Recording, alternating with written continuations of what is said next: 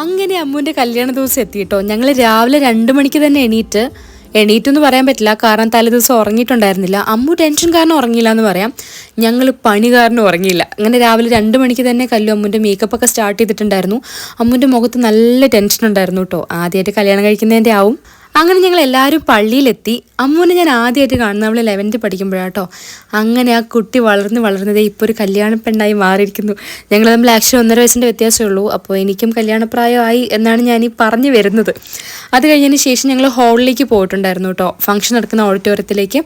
അവിടെ എല്ലാവരും എത്തിയിട്ടുണ്ടായിരുന്നു. അപ്പോൾ ഒരു ഭയങ്കര സെലിബ്രേഷൻ ആയിരുന്നു. എനിക്ക് ആക്ച്വലി ഈ പുള്ളി പാടുന്നൊന്നും കേൾക്കാൻ പറ്റിയിട്ടില്ല, കാരണം ഞാൻ അമ്മുവിനെ മന്ത്രകോടി ഉടുപ്പിക്കാൻ ഹെൽപ്പ് ചെയ്യാൻ വേണ്ടി പോയിട്ടുണ്ടായിരുന്നു കേട്ടോ. എൻ്റെ അടുത്ത് ഒരുപാട് വീഡിയോസ് ഇല്ല കേട്ടോ, കാരണം നല്ല തിരക്കുള്ള ദിവസമായിരുന്നു. ഞാനിങ്ങനെ പാറി പറന്ന് നടക്കുമായിരുന്നു.